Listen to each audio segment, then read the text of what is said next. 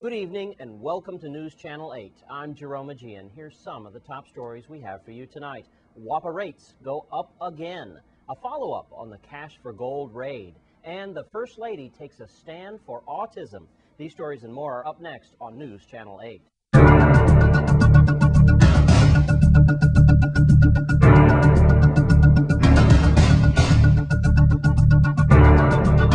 In our top story tonight, W.A.P.A has raised their rates once again. The Public Service Commission has raised the infamous W.A.P.A rate, and that means a possible $11 monthly increase to your electric bill.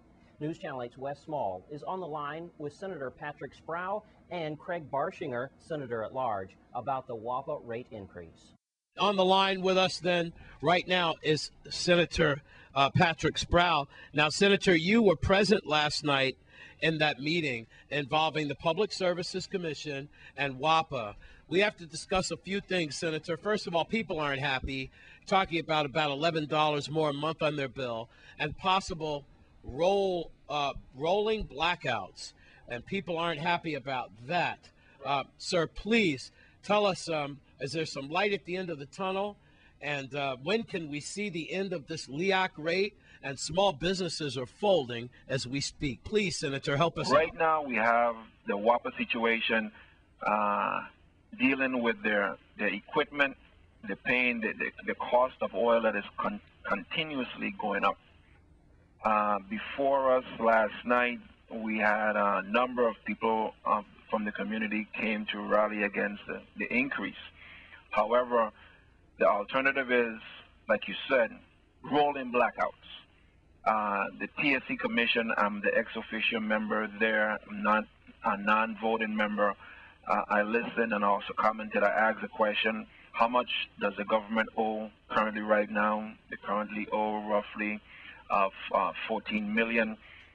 Many of the people say, you know, why make sure the government pays their bill instead of just giving us to pay, you know, this heavy portion which they cannot afford. I think Mr. Hart's standpoint was that that is not just to cover the operation, because the $14 million was already owed, and that is something that we have, as a legislature, have to try to find the money to make sure the government pays their portion. But the standing issue is to make sure now they don't have any alternative energy means on the table.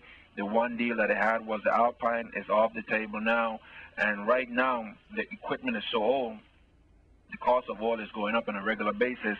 What are they going to do?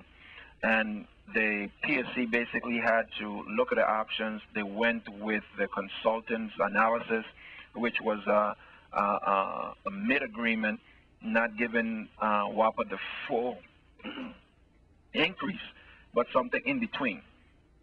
But still, the people of the Virgin Islands cannot afford it. On the line with us right now is Senator Craig Barshinger. And Senator, we're going to get right to it. You've been very outspoken about the energy situation, and lately you have not been happy about a lot of things involving energy and W.A.P.A. Late night decision once again. Little businesses are placed in a corner. People are not happy. How can they stand this raised rate once again? And they just went up. Senator, I just was talking to Senator Sproul, who said he's going to get with all of you, all his constituents, and try to fight this thing. What do you have planned, sir? I think that what we have to do here is to go into a war mode. We're all very comfortable as if we're in peacetime, but war is being made on the people of this territory and their pocketbook. They cannot possibly afford a series of electricity run-ups like we had 2 years ago. First of all, W.A.P.A needs to come to us with a concrete plan for reducing our energy costs to less than 20 cents a kilowatt hour. Let's get real. Let's use the technology and the available options. There are things that we could have in place in less than 2 years. For instance, the wind energy option that we all learned about in the National Renewable Energy Laboratory a couple of months ago. Let's make a move. We expected W.A.P.A to say yes to the waste management option that we looked at before, which would close the top of the Boboni landfill, and we could put wind turbines there with new modern diesels that generate 8 instead of 8 kilowatt hours per gallon, they get 13.5 kilowatt hours per gallon. That essentially is a cost saving. These are actual concrete renewable alternatives that we can use that will save us money today. So I urge W.A.P.A to do what you do well, to do it faster and more vigorously. We cannot just keep running W.A.P.A the same way we have been for years and expect our people to be able to pay for it. It just won't work. We're going to have to do something new, and we're going to have to do it now. Thank you, Senators. And in other news, police are still piecing together yesterday's Cash for Gold raid in Frederickstead. News Channel 8's Wes Small has more on that story and on the Sunny Isle bomb threat yesterday as well. Thanks a lot, Jerome. We need a crime wrap-up because a lot went on yesterday, so let's take you back. First of all, I'd like to start with the Cash for Gold situation in Frederickstead at Eagles Mini Mart on King Street.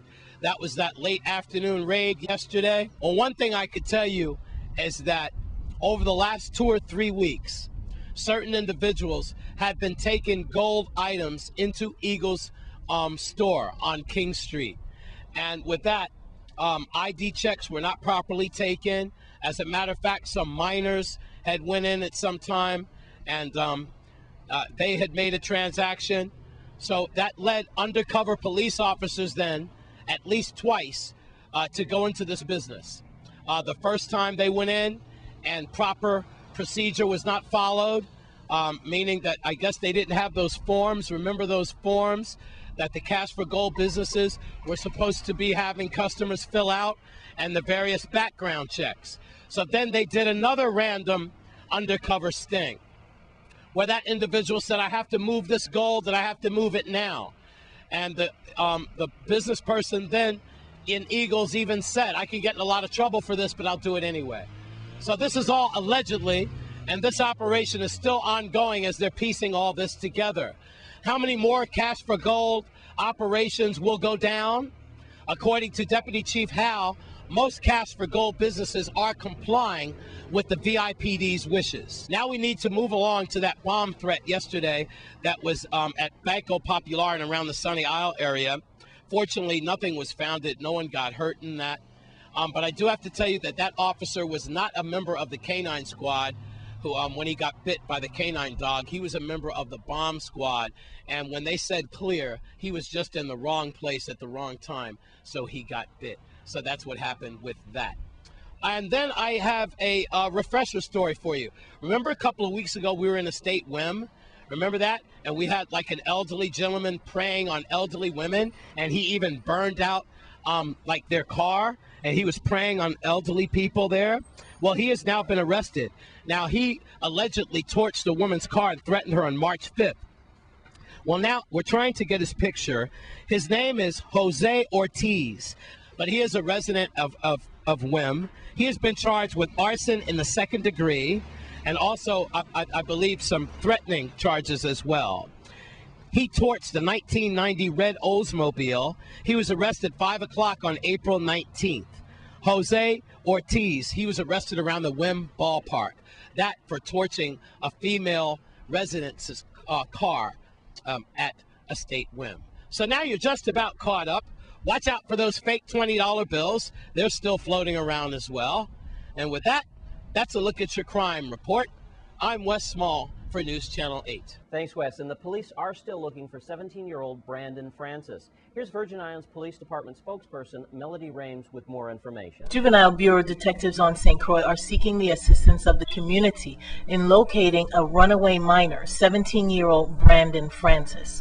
Francis went to school Friday, however, he did not return home. Detectives have been investigating his whereabouts but have been unable to locate him. Brandon Francis weighs about 140 pounds and is between 5'6" and 5'7" inches tall. He has close cropped black hair, brown eyes, and a light brown complexion.